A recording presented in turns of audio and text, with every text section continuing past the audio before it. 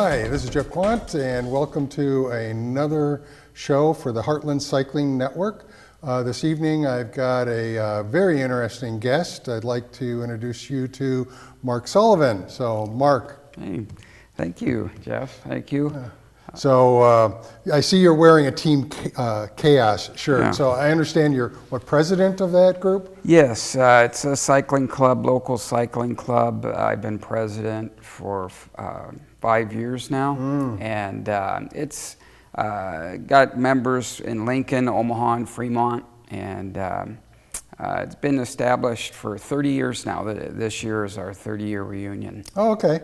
Okay, well that's great. Now, from what I was reading on some of the stuff that you supplied, is that they are a racing club, is that right? We're primarily a racing club. That's kind of where we developed early on, and we still retain that road racing primary function. But lately, road racing has kind of been overtaken with more interest in gravel and other activities. So we branch out too. But road racing is really our primary interest. But we do all things cycling related. Okay, very cool, very cool. So is that sort of your background? I mean, you've been riding bikes, I would imagine, for quite a while. Yeah, I'm a little older and grayer. But yeah, I started out road racing many years ago. And but you know, we have interest. I have interest in mountain biking and gravel and cyclocross and just enjoying riding.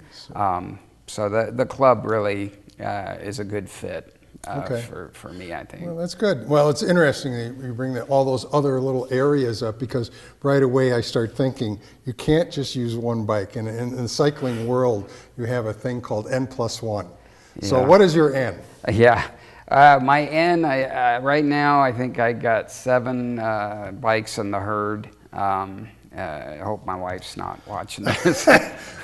But you're right. It's addictive, and the bikes and the technology is just constantly evolving. So you can't just stop at one. Yeah. Well, I know my N is 4. So N is the number of bikes you own. And the +1 is the one that you have in mind to buy. Exactly. So, yeah. Never enough. And we never want to tell our spouses how much our bikes really cost, but we want them not to sell them for what we told them if we die. So that's just one of those things. Yeah. So anyhow, obviously your background in cycling has probably got you involved in something else, which is one of the main reasons I invited you to come on the show tonight, which was the Tuesday night crits or Criterium series. Yes. That you've got going. And I first met you at a Bellevue Bicycle Club meeting that you were speaking at, so that was very, very nice and educational. I didn't even know about these things before. So tell us a little bit of background on that particular event. It's a Criterium event, which is a bicycle race. For those not familiar, it's defined as a closed course multi-lap event, typically 2 to 3 miles in length, and you just do multiple laps. And the Tuesday night crits developed roughly 6 years ago in an effort to give local riders it was a training race. To train and in a midweek time frame, Tuesday night, just to give riders that ability to practice criteriums. And it's kind of evolved through the years through some changes, but that's really how it started. Yeah. Now I know I did not participate in any of the events, but I know several of the Bellevue Bicycle Club members that have ridden, and there's other people that I know, other cyclists that I know in the area that have also participated in that.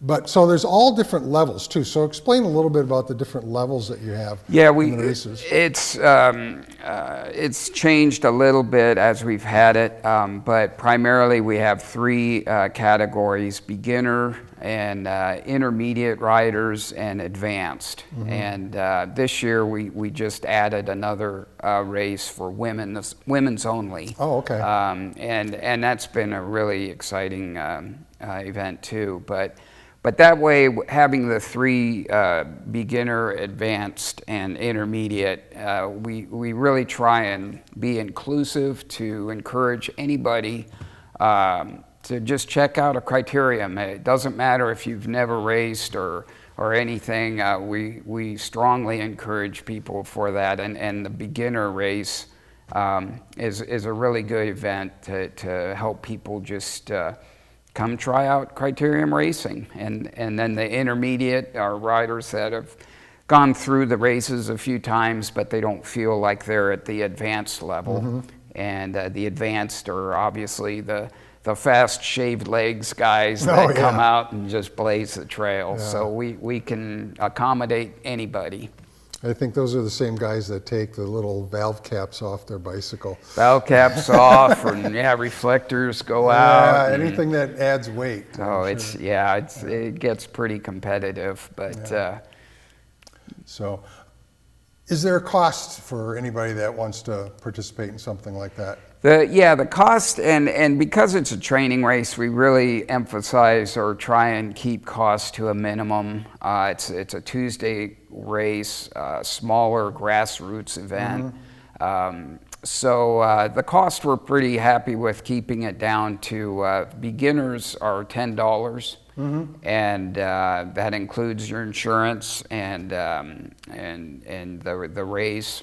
And the advanced and intermediate levels are $20. Okay.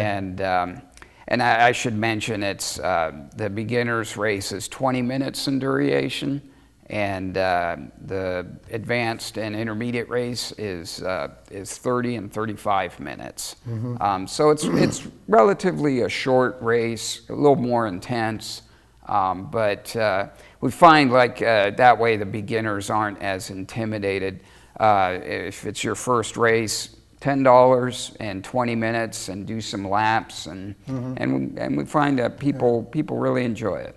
Where did you hold those races this year? Yeah, they're held at the Baxter Arena in Exarban, and it's the south parking lot number 26. It's if you ever go by Baxter Arena, you'll notice the brand new ball field there, and the parking lot right next to the ball field is the course, and that also is good for the riders because it's a closed course within a parking lot, and so there's no traffic.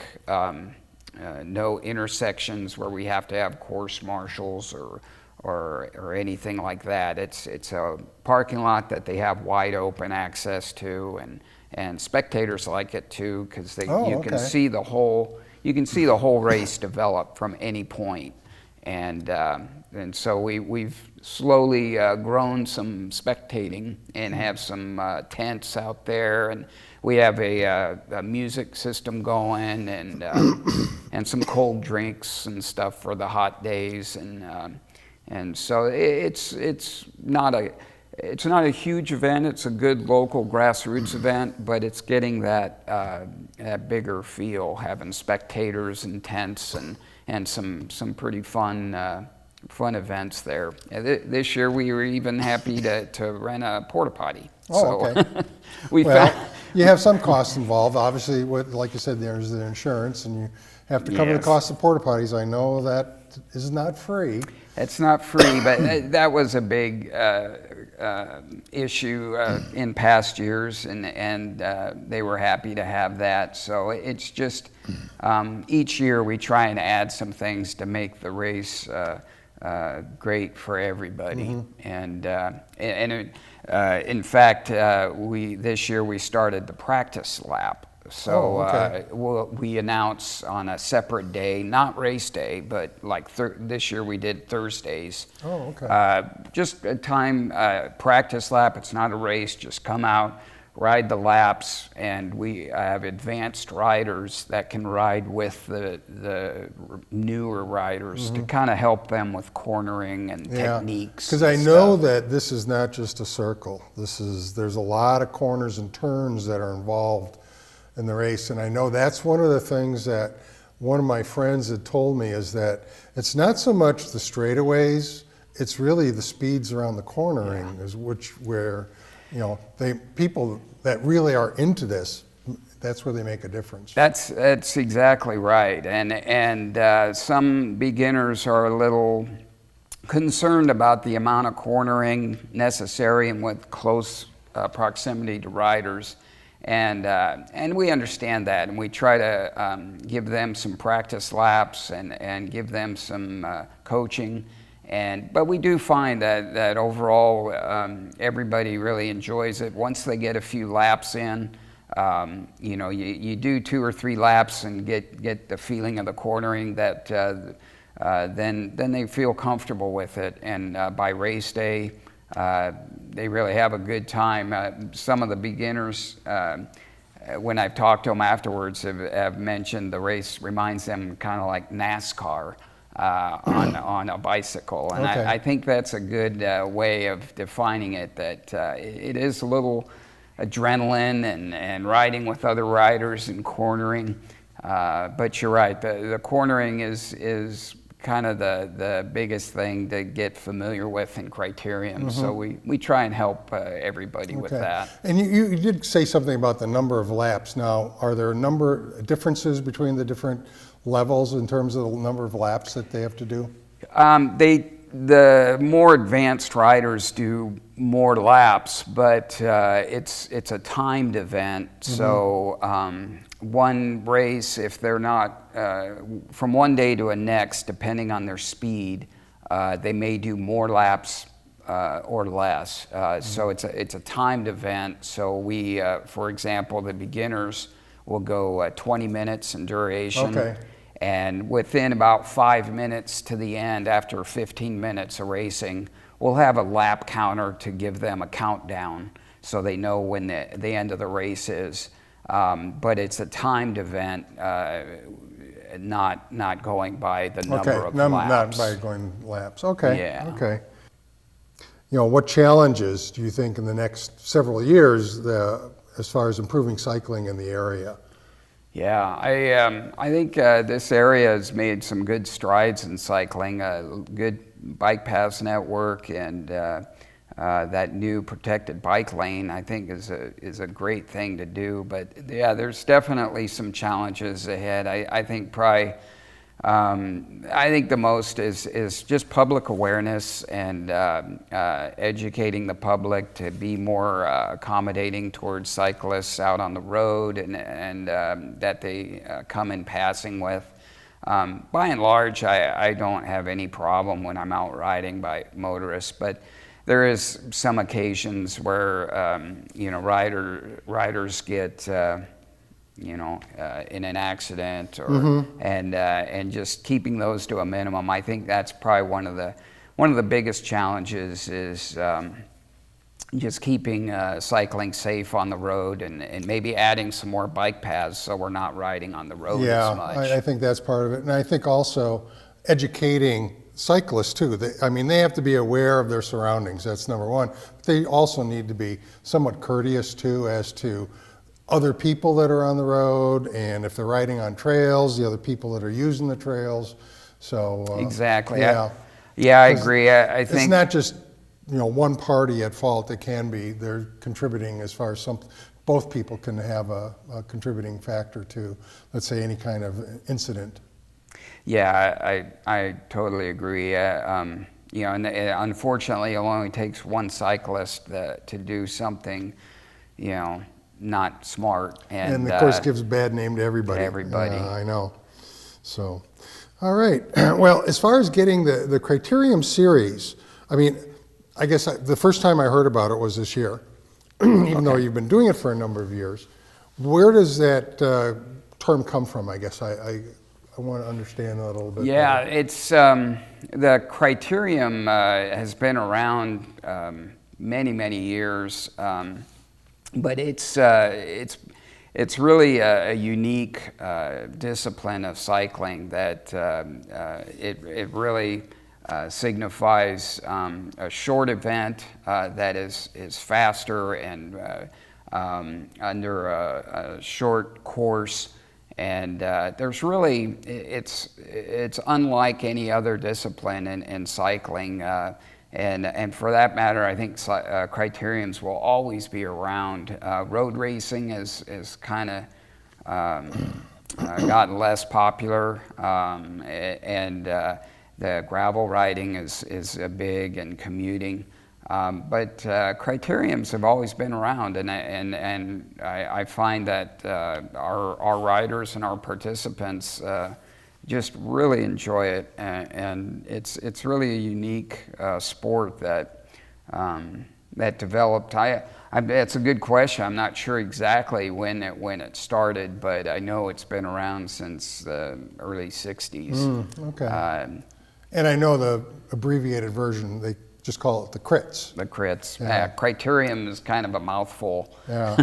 Yeah. But, most people like to abbreviate things and cut things short. Now, you're just one person, and I'm sure there's more people involved in helping to run this. So Definitely. What are your needs? I mean, you've probably, I know from the Bellevue Bicycle Club, we've had a couple of people every week come out and help out a little bit. So I don't know if there's any other needs that you have.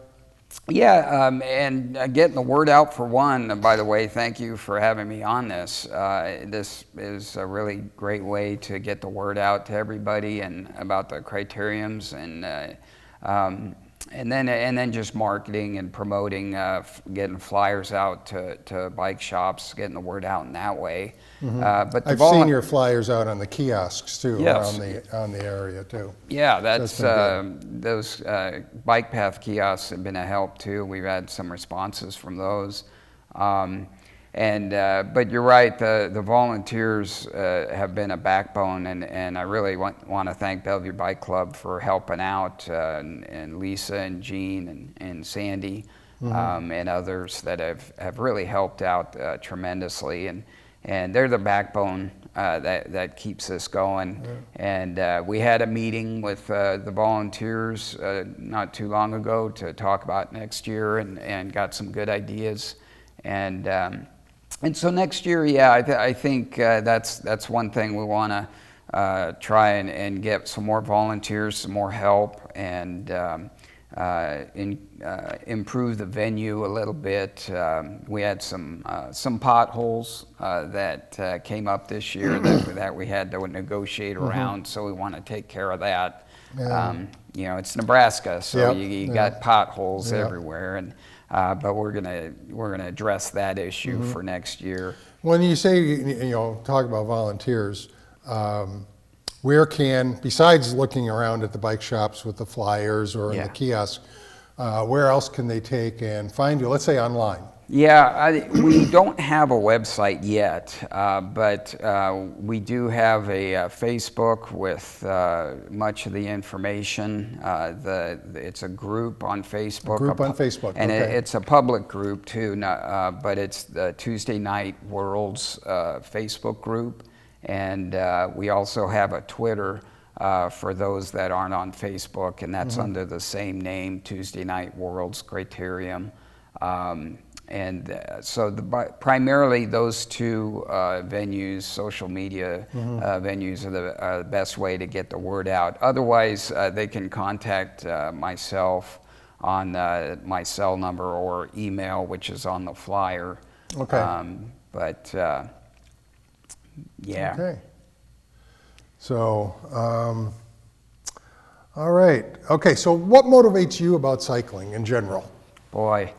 Yeah, I could talk about that for a long time, but no, it's just a fantastic sport that it just everything that you would like. It's got the social aspect, and I enjoy the competitiveness, but I'm not always competing. I enjoy just riding with friends and talking. And cycling is a sport that it'll take you wherever you want to go. You can get into competing if that's your thing, or social riding, or just for health, just getting out by yourself to unwind after a long day. So many different aspects of cycling that, but really for anybody of any age to a certain extent. I mean, that's the one thing about cycling, it can be for anybody. Exactly.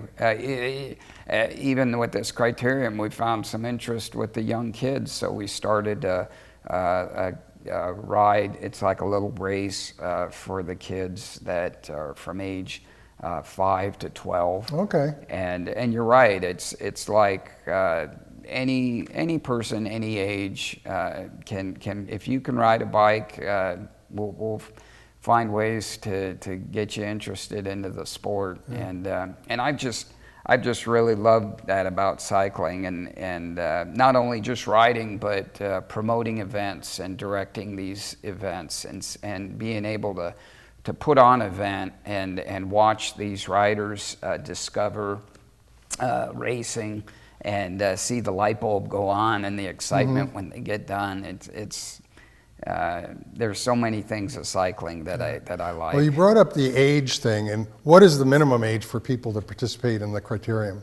Yeah, it's typically 15 years old. Okay. But most of our riders are 25 and above.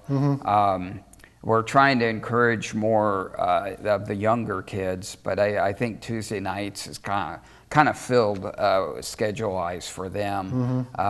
But any rider 15 or above, they just sign a waiver and have a helmet, and we'll accommodate them.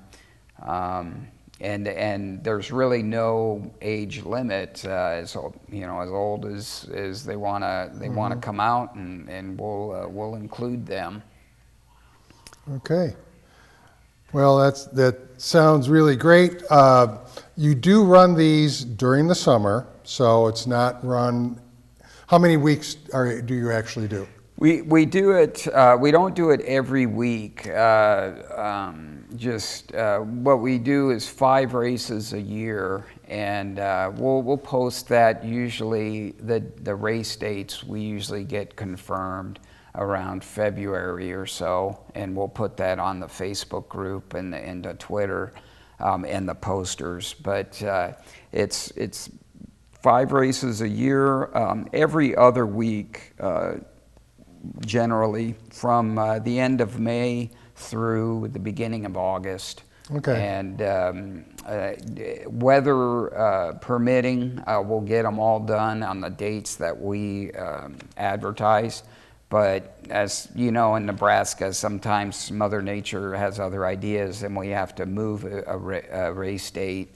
But it's typically every other week on Tuesdays, and 5 races in the year. I don't know, did you have any rain delays this year at all? I don't remember. There was one. It was the first time. I've done this for 3 years now and been able to skirt any major weather issues. And there was one race early June that they were predicting rain, but it was going to be a little farther north. And things shifted, and it was beautiful day, and then boy, just right before race started, it opened up and poured. And by that time, all the riders were on course, ready to go. So made the decision, looking at the weather, we were able to still hold the race. The weather stopped just in time, and but that was very close to having to change the race date. Got a little wet and had some challenges, but we were able to. It dried up, and we were able to have the race. Because we don't want to endanger the riders. Well, that's it. Especially when wet track and around corners. Yeah, and we were watching. If lightning would have struck, then we would have definitely stopped. But we were fortunate that it dried up quick and no lightning, so we were able to continue the race. But if that being said, if we do have a rain delay, we immediately post it on the Twitter and Facebook to let everybody know. Yeah. And that can happen. Oh yeah, it does. I've been caught out in the rain a number of times riding the trails in the area. So, and one time it was really bad. I had to sneak off and seek some shelter because of the lightning. It wasn't the rain so much. I can ride in the rain, but the lightning said, well, I'm up on a little bit elevated, and I'm like, there's no trees by me. I'm like the highest thing there, the tallest thing there. So I think I'm going to find a place to shelter for a while. And it took a while before the storm actually blew over, before I could get back to my car and then drive home. So that can be scary, yeah. Yes. But you're right. Once if there's no lightning and you get a little rain, once you get wet, you just keep riding. And I find that bad. Sometimes on a very hot day, the cool rain is very refreshing. It's not too bad. Not too bad. But yeah, unfortunately, in crits, if it's raining, you have people in front of you, and the wheel spray, it kind of blinds you because you have that wheel spray going in your face. Yeah. So we try, and if the course is wet, we won't have the race. Okay. Well, Mark, I really appreciate you coming on the show, finding out a little bit more about the Tuesday night crits. I think our viewers should have learned a little bit more about it, and I'd like to remind everybody to tune in to another show, and remember to pedal on.